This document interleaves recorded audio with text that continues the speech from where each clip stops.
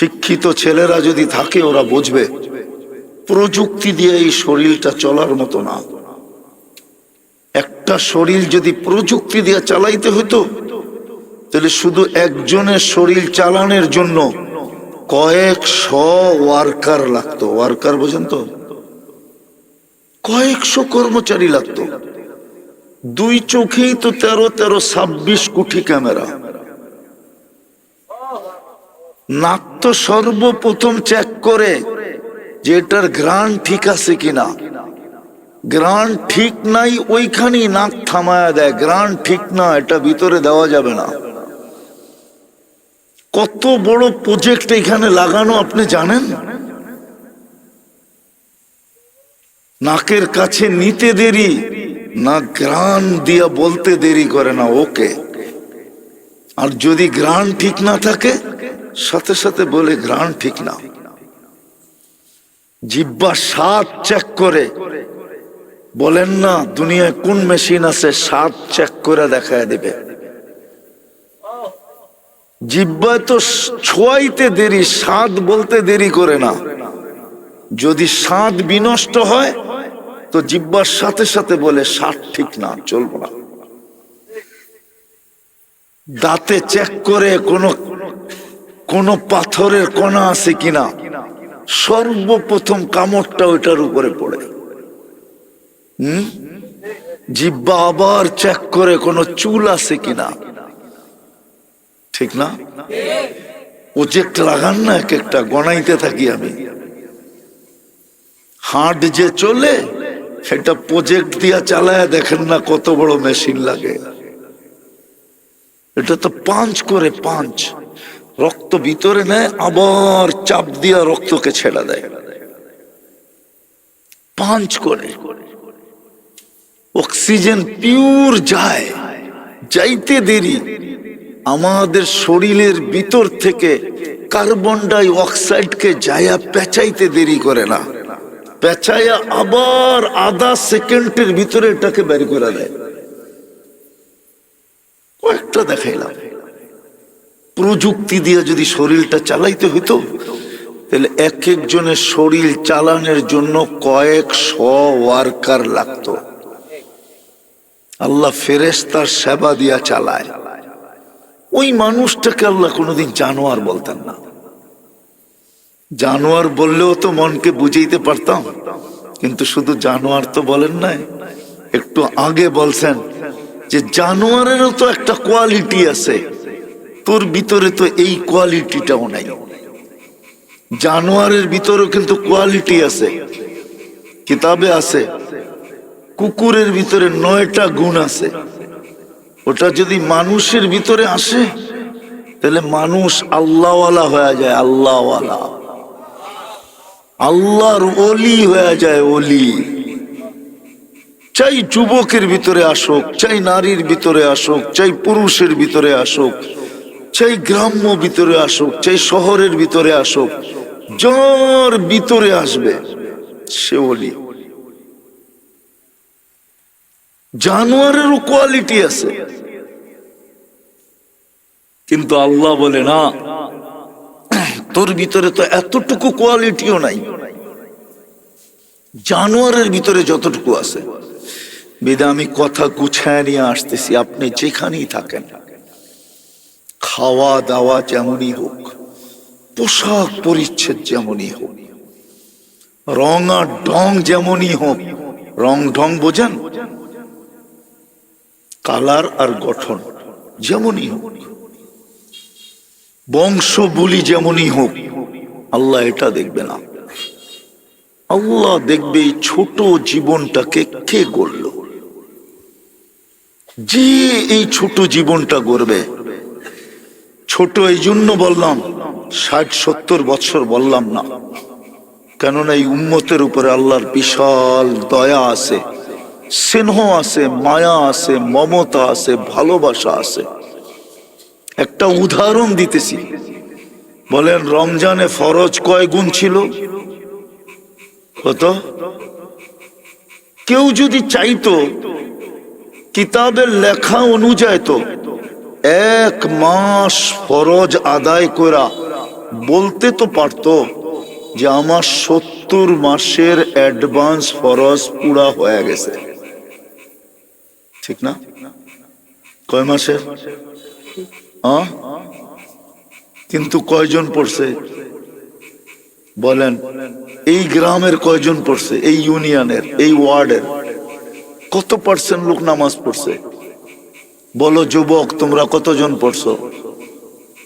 রাগ হও না, বলো। 70 মাসের অ্যাডভান্স করে রাখার সুযোগ ছিল, কিন্তু কয়জন করছে? আপনারা সোনারগাঁও, নাম যদিও সোনারগাঁও, কি নামটা? কি সোনারগাঁও না? সোনা বোঝেন তো? কি স্বর্ণ? সোনারগাঁও হইলে কি হবে? পুরাটা থানাই তো সোনা দিয়া মোড়ানো না, ঠিক না? আপনাদের ওয়ার্ডটা কয় নম্বর? মনে হয় এক মাথায়, বিলকুল ঠিক না? রাস্তাঘাট এখন উন্নত হইতে শুরু হয়েছে, ঠিক না? এক সময় তো মনে হয় এরকম উন্নত ছিল না, কাঁচা রাস্তাই ছিল। তো মানুষ যেখানেই বাস করুক, ভালো মতে শুনতে হবে, কিন্তু লম্বা কথা হবে না। আর আমি দুইজনের বয়ান এসা শুনছি, সিদ্দিকী সাহেবের আরেকজনের, এরপরে আর বয়ান করারও প্রয়োজন মনে করি না।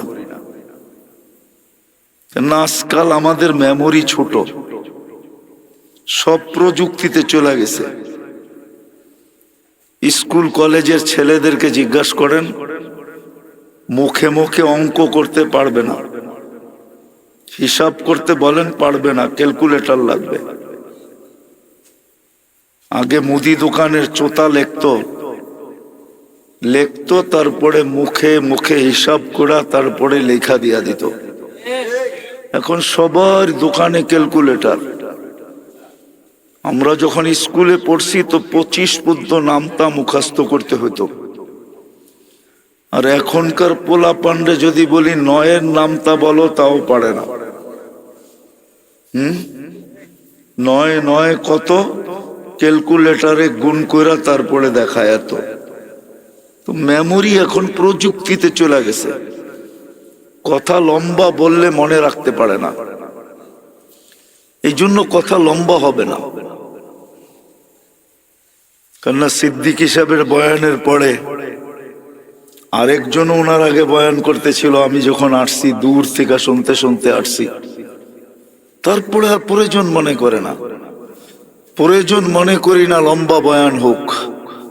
কিন্তু বসছি যখন, দুই একটা কথা বলতেছি। মানুষ যেখানেই বাস করুক, সোসাইটি যেমনই হোক, খাওয়া দাওয়া যেমনই হোক, পোশাক পরিচ্ছদ যেমনই হোক, বংশ বুলি যেমনই হোক, রং আর গঠন যেমনই হোক, যে আল্লাহ আমাদেরকে মানুষ হিসাবে অস্তিত্ব দিছেন, রব্বে কাবার কসম, দুনিয়ার কোন জিনিস আল্লাহ দেখবে না। আল্লাহ দেখবে যাকে মানুষ হিসাবে অস্তিত্ব দিছেন, সে আসলেই মানুষ হিসাবে ফিরল কিনা। নাইলে যেই মানুষটাকে আল্লাহ মানুষ হিসাবে শ্রেষ্ঠত্বের মুকুট দিয়ে অস্তিত্ব দিলেন, ওই মানুষের মাথার থেকে শ্রেষ্ঠত্বের মুকুটটা সরায়া আল্লাহ ওই মানুষটাকে জানোয়ার বলেন, তো বলেন কি করে? কোরআনে কিন্তু মানুষকেই আল্লাহ জানোয়ার বলছেন, উলাইকা কাল আনআম। অস্তিত্ব তো দিলাম মানুষ, কিন্তু এটা জানোয়ার হলো কি করে? আল্লাহ নিজেই ঘোষণা দিতেছেন, অথচ আল্লাহ কিন্তু আমাদেরকে শ্রেষ্ঠত্বের মুকুট দিয়ে অস্তিত্ব দিছেন। ওয়ালাকাদ কাররামনা বনি আদম। হুকুম দিয়ে অস্তিত্ব দেন নাই, কুদরতি হাত দিয়ে অস্তিত্ব দিছেন। হুকুম দিয়া না, সব হুকুমের তৈরি। ইদা আরাদা শাইয়ান আন ইয়াকুলা লাহু কুন ফায়াকুন, সব হুকুম দিয়ে তৈরি করছেন। আপনাকে আমাকে কুদরতি হাত দিয়ে তৈরি করছে। সব 10 মাস সময় নিয়ে তৈরি, সব 6 দিনে তৈরি করছেন। আপনাকে আমাকে 10 মাস সময় নিয়ে তৈরি করছেন। সৃষ্টির ভিতরে সবচেয়ে সুন্দর গঠন দিছেন। মানুষের চেয়ে সুন্দর গঠন আল্লাহ সৃষ্টির ভিতরে কাউকে দেন নাই। যদি দিতেন তাইলে আল্লাহ এতগুলা কসম খাইতেন না। 4টা কসম খায়া বলছেন, লাকাদ খালাকনাল ইনসানা ফি আহসানি তাকওয়িম, মানুষ তোমাকে সৃষ্টির ভিতরে সবচেয়ে সুন্দর গঠন দিলাম। সৃষ্টির ভিতরে সবচেয়ে সৌন্দর্য দিছেন আল্লাহ মানুষকে। জমিনের আধিপত্য দিছেন আল্লাহ মানুষকে, নাইলে আমরা বাস করতে পারতাম না। জমিন আপনাকে বাস করতে দিত? আপনি ভাবেন? যদি এখন নিচের থেকে একটু হেলতে শুরু করে, তাহলে যদিও খোলা আকাশে বসে আছেন, তারপরও তো এখানে বসে থাকবেন না, থাকবেন? হেলা বোঝেন তো? হেলা কি? দুর্মিয়া যদি একটু ভূমিকম্প এখন শুরু হয়, ছোটাছুটি শুরু করবেন না? কিন্তু এখন তো বসে আছি, ঠিক না? জমিনের আধিপত্য দিছেন আল্লাহ আমাদেরকে, সৃষ্টির আধিপত্য দিছেন, ফেরেশতাদেরকে সেবায় লাগায় দিছেন। আমাদের এই শরীরটা ফেরেশতা পরিচালনা করে। এই জন্য আমার কথা শুরুটা ছিল, আপনি কোথায় থাকেন? রাস্তা আছে না নাই? ঘাট আছে না নাই? উন্নত না অনুন্নত? পোশাক কিরকম? পরিচ্ছেদ কিরকম? খাওয়া কিরকম? লওয়া কিরকম? ঘর কিরকম? বাড়ি কিরকম? আপনার রং কিরকম? আপনার গঠন কিরকম? আপনার বংশ কিরকম? রব্বে কাবার কসম, আল্লাহ দুনিয়ার কিচ্ছু দেখবে না, দেখবে এই ছোট জীবনটা কে গড়ল। ছোট এই জন্য বলতেছি যে এই উম্মতের সাথে আল্লাহর এক ভালোবাসার মহব্বত। 70 বছর যদিও দিয়া থাকেন বয়স, কিন্তু 70-এর হিসাব নিবেন না, প্রথম 15 বছর মাফ। প্রাপ্ত বয়স্ক না হওয়া পর্যন্ত এই সময়টা মাফ, নিষ্পাপের খাতায় লেখা থাকবে। 24 ঘন্টায় যতক্ষণ ঘুমাই, ফেরেশতা আমাদের বিরুদ্ধে কিচ্ছু লেখে না। এই সময়টাও কাউন্টে আসবে না। ফেরেশতা আমাদের বিরুদ্ধে কিচ্ছু লেখে না, পক্ষে লিখতে পারে কিন্তু বিরুদ্ধে না। তাইলে বাঁচলো আর কতটুকু? এতটুকু সময় শুধু আল্লাহ আপনাকে আমাকে দিছে গড়ার জন্য, গড়ার জন্য দিছেন। যে গড়বে, যে এই জীবনটাকে গড়বে, এই ছোট জীবনটাকে যে গড়বে, গড়ার জন্য দিছেন। যে গড়বে, যে এটাকে গড়বে, নারী গড়বে, নারী গড়বে। তাহলে রাবেয়া বড় উচ্চাঙ্গের নারী ছিল না? রাবেয়া বসরি, যার বাড়ি আমি 6 বার দেখছি, 6 বার। ইথিওপিয়ার মেয়ে ছিল, যদিও বসরা বলে, তাকে বসরায় বিক্রি করা হয়েছিল, ইরাকের বসরায়। তার কবরও বসরায়, কিন্তু বাড়ি তার ইথিওপিয়ায়। কৃত দাসী মহিলা, কৃত দাসী মেয়ে, এখনো তার নাম সবার মুখে মুখে। 33 বছর বয়স পাইছে, শুধু 33 বছর বয়স। বাদ দিয়া দেন প্রাপ্ত বয়স্ক হওয়ার 14 বছর, 14 গেলে আর 33-এ থাকে কতটুকু বলেন? এতটুকু সময় জীবন গড়ছে। স্বামী আগেই দুনিয়ার থেকে চলে গেছে, বিধবা ছিল রাবেয়া। যার বাড়ি দেখলে এখনো চোখে পানি আসে। আমি প্রত্যেককে দেখছি চোখে পানি। জিজ্ঞাসা করছি কাঁদো কেন? তো বলছে ভিতর থেকে আওয়াজ আসে, রাবেয়া তুমি কোথায়? আমার ঘরের মেয়েরা কোথায়? তুমি কোথায়? আমার সমাজের মা বোন কোথায়? রাবেয়া তুমি এরকম কি করলে? লম্বা জীবন তো পান নাই রাবেয়া। ফেরাউনের কিতদাসীর কবর থেকে এখনো সুঘ্রাণ বাহির হয়। আমি তো শুনা বলতেছি না, চোখে দেখা বলতেছি। আমি তো এখানে গিয়ে আসছি। এক কৃতদাসী মেয়ের ঘর থেকে, কবর থেকে এখনো সুঘ্রাণ। ডেলি হাজারো লোক যায় শুধু সুঘ্রাণ নাকে লাগানোর জন্য। যেই ওই কামরায় ঢোকে, ওইখানে যায়, সবার মন ভরা যায়। কিন্তু পুরা কবরটাও তো খোলা না, পুরা কবরটা খোলা না। ছোট ছোট একটা ছিদ্র করা আছে, এতটুকু, এই এত বড় একটা ছিদ্র হবে। এটা দিয়ে যে সুঘ্রাণ আসে, আল্লাহ রসুল তো বলছিলেন কিয়ামতের সকাল পর্যন্ত আসতে থাকবে। আল্লাহ শুধু জীবনটা পড়া দেখবে, আর কিচ্ছু দেখবে না। কে জীবন বলবো? বেলাল জীবন গড়ছিলেন কৃতদাস। এর বাড়িও আমি 6 বার দেখছি। বাড়ি দেখলো চোখে পানি আসে, কান্নার রোল আসে, রোল। যেই যায় সেই দাঁড়ায় কাঁদে। অথচ দেশের মানুষগুলো এখনো পছন্দ হয় না। 1400 বছর আগের বেলাল কেমন ছিল? বেশি দিন তো দুনিয়াতে ছিলেন না, কিন্তু জীবনটা গড়ছিলেন। এই জন্য যুবকদেরকে বলি, যুবক, যৌবনটা গড়ো। মা বোনদেরকে বলি, নারীত্বের জীবন গড়েন। আপনাদেরকে বলি, পুরুষত্বটা গড়েন। কে কখন চলে যাব জানি না।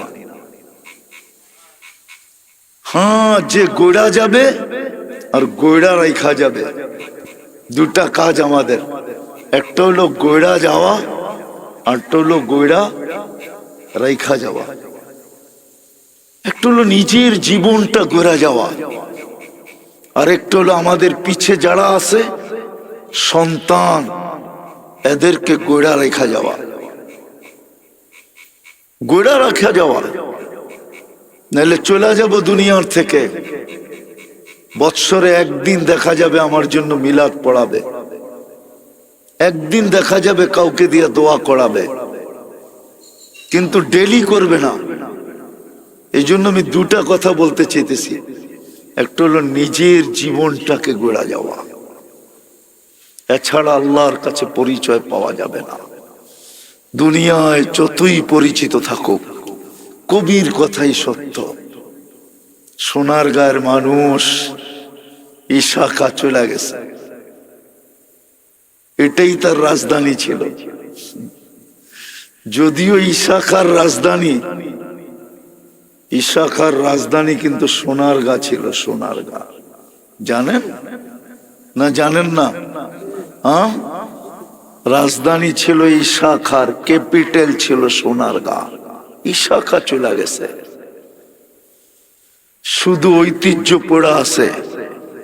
মানুষ দেখতে আসে, প্রমোদ করতে আসে, ফুর্তি করতে আসে, কিন্তু ইশাখা নাই। ইশাখা নাই। নাম নিয়েও কেউ রহমতুল্লাহ আলাই বলে না। আজ পর্যন্ত আমি কাউকে শুনি নাই ইশাখার নাম নিয়ে কোন সোনারগাঁয়ের সন্তানকে রহমতুল্লাহ আলাই বলতে আমি শুনি নাই। আমি এখানে বহুত আলেমকে চিনি। বলুক সিদ্দিকী সাহেব ভিতর থেকে বাহির হইয়া, উনিও তো সোনারগাঁর সন্তান, ঠিক না? আরেকজন সোনারগাঁর সন্তান ছিল, চিনেন কিনা আপনারা জানি না, মৌলানা আব্দুল গাফফার সাহেবকে চিনতেন? বুইরারা মনে হয় চিনতো, ঠিক না? কিন্তু ইয়াং জেনারেশন চিনে না। নামও শুনে নাই কোনোদিন। হুম হুম আমাদেরকে যদি এক কুঠিও এক পাল্লায় দেওয়া হয়, আর মৌলানা আব্দুল গাফফার রহমতুল্লাহ আলাইকে আরেক পাল্লায় দিলে ওনার পাল্লা বাড়ি হবে। আপনারা যারা দেখছে ওরা দেখছে, যারা কথা শুনছে ওরা শুনছে মৌলানা আব্দুল গাফফার কেমন ছিল, ঠিক না? রহমতুল্লাহ আলাই ওনাকেও কোনোদিন আমি ইশাকাকে নাম নিয়ে শুনি না রহমতুল্লাহ আলাই বলতে, অথচ ইশাকা কিন্তু মুসলমানই ছিল, ঠিক না? সত্য তো? কি বলেন? আরেকজন আপনাদের এখানে আছে, আবু তায়ামা রহমতুল্লাহ আলাই। ওনার নাম যে নেয় সেই রহমতুল্লাহ আলাই মনের থেকে পড়ে।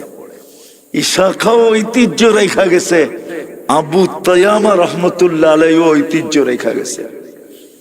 আপনারা চিনেন না সোনারগাঁর মানুষ, সোনারগাঁও চিনেন না। আমি আপনাদেরকে বলে দিয়ে যাইতেছি, ভালো মতে শোনেন। বাংলাদেশ নাই, ভারতবর্ষ, আফগানিস্তান থেকে নিয়া একবারে সেই বার্মার শেষ মাথা পর্যন্ত আজ থেকে 800 বছর আগে 1268 সনে সর্বপ্রথম বুখারীর দর্শ আপনাদের সোনারগাঁয়ে হয়েছে। সোনারগাঁয়ে হাদিসের দর্শ দিছেন আবু তায়ামা রহমতুল্লাহ আলাইহি। সোনারগাঁয়ে, সোনারগাঁয়ে মুরগাপাড়া যাইতে হাতের ডাইনে পড়ে, ডাইনে মেঘনার দিকে যাইতে হাতের ডাইনে পড়ে আবু তায়ামা রহমতুল্লাহ আলাইহি এখানে হাদিসের দর্শ দিছেন।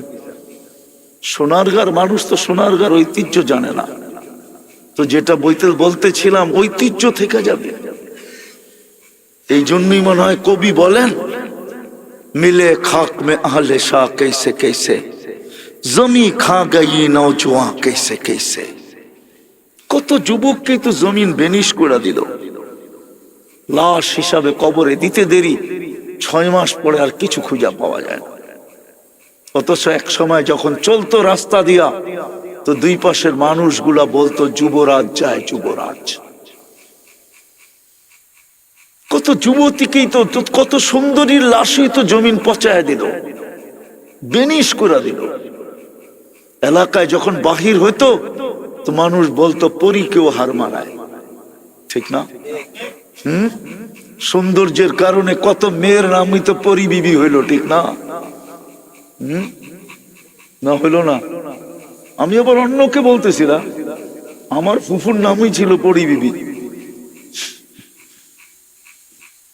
ঢাকার নাম একটা জায়গার নামই আছে এর নামে নাম, ঢাকার পরিবাগ এর নামে নাম। জাহাঙ্গীর মোহাম্মদ আদেলের মা পরীর মতো, পরী বিবি নাম ছিল, পরীর মতো সুন্দরী ছিল। কিন্তু আজকে কোথায়? কবির কথাই সত্য, মিলে খাক মে আহলে শাহ कैसे कैसे জমি খা গই নওজোয়ান कैसे कैसे। अजल ने न छोड़ा किसरा न दारा, उसी से सिकंदर सफाते भी देहारा। हर एक लेके क्या क्या हस सुधारा, पड़ा रह गया यही ठाट सारा। শুধু ঐতিহ্য থেকে যাবে। একদিন মানুষ বলবে এটা সিদ্দিকী সাহেবের বাড়ি, সিদ্দিকী সাহেব নাই, বাড়ি আছে না? সত্য তো? আবার ভিতর থেকে রাগ হয়ে যায় কিনা বন্ধু মানুষ। ঐতিহ্য থেকে যাবে, আমরা থাকবো না, চলে যাব।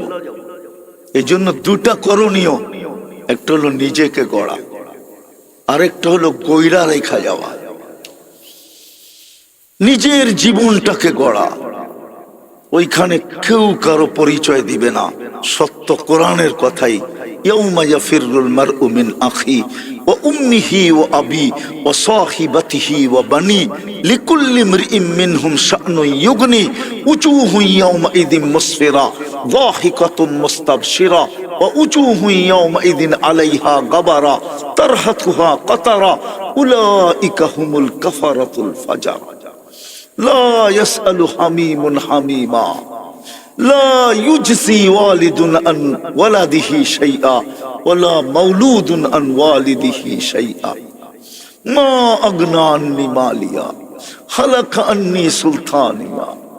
কোন পরিচয় চলবে না। যদি চলতো তাহলে ফাতেমাকে সামনে বসায়া রাদিয়াল্লাহু তাআলা আনহা মুহাম্মদুর রাসূলুল্লাহ নিজের কলিজার টুকরা মেয়েকে বলতো না, ফাতেমা লা উগনি আনকি ইয়াউমাল কিয়ামাতি শাইআ, ফাতেমা জীবনটা গড়াই সমা,